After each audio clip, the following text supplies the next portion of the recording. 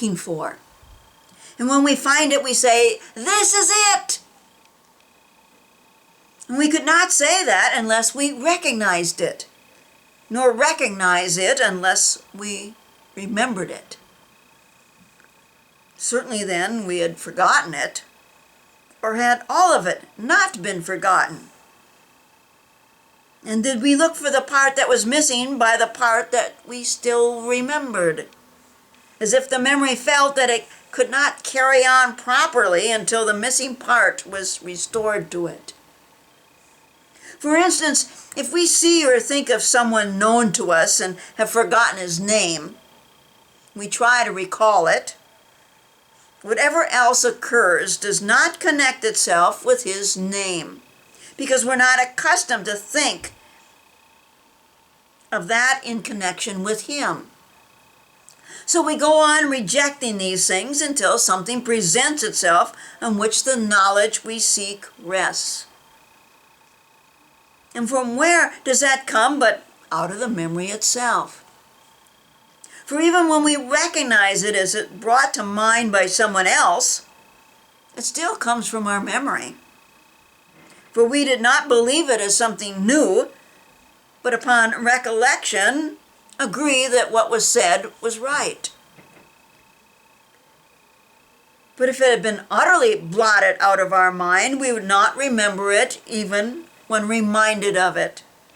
For we have not as yet utterly forgotten what we remember as having forgotten. What we have lost and utterly forgotten, we cannot even search for.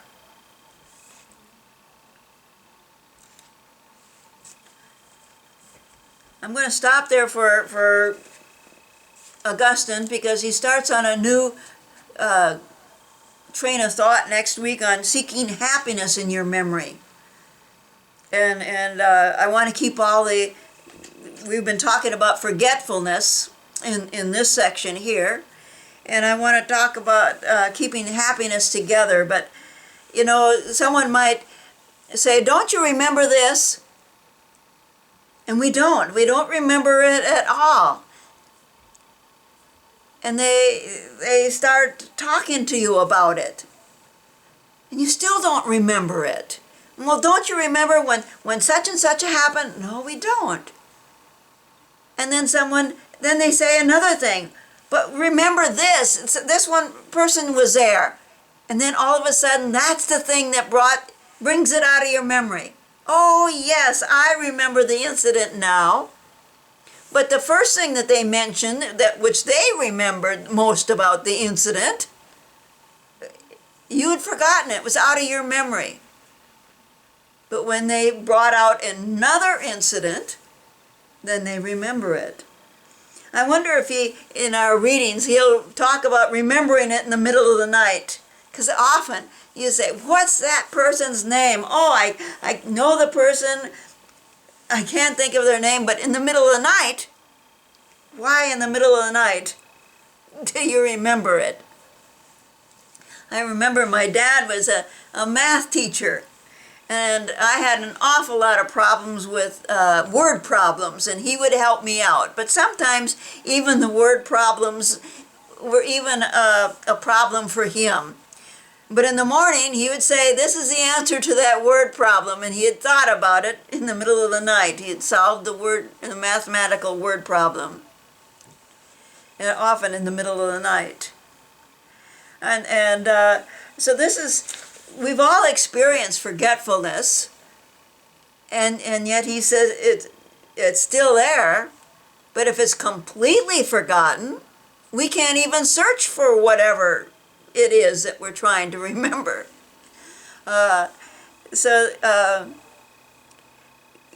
we who are getting older and forgetting more, this little lesson on forgetfulness was quite interesting to me and almost hopeful. Augustine thought about all these things in his youth, and so he also experienced forgetfulness in his youth, and analyzed it, and how he took memory and the mind together and placed it. And he's if you're following this, how do we know something unless it's already in our mind? And then he said, how about if I go beyond my mind to God? How can I go out of my memory and even recognize him if I've gone out of my memory?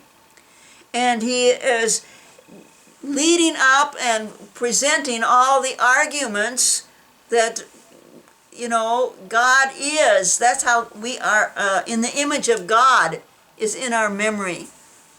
And if you read his book on the Trinity, you can download it. I downloaded it at one time. It's 300 pages. It's Augustine's largest work on the Trinity.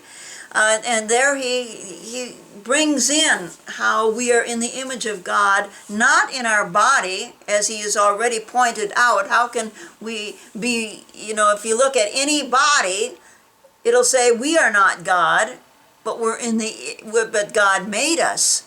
And God made our body, but our body is not God. But how, if we're made in the image of God, how are we in the image of God? And he brings out the Trinity within us is in our soul. And our soul is our memory. Our soul is our mind and our willpower, and also our heart, our passions, is how we're in the image of God. And so he's bringing in all these arguments slowly and surely to show you how this is. It's not a simple explanation how we are, like I just said, but it was covered 300 pages of explaining all this in the book on the Trinity. And in Confessions, he is doing it in step by step there too, in a shorter version.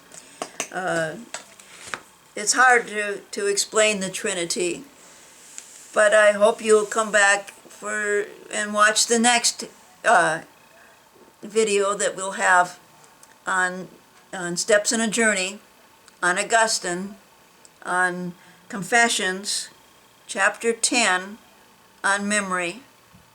Thank you for watching. God bless you.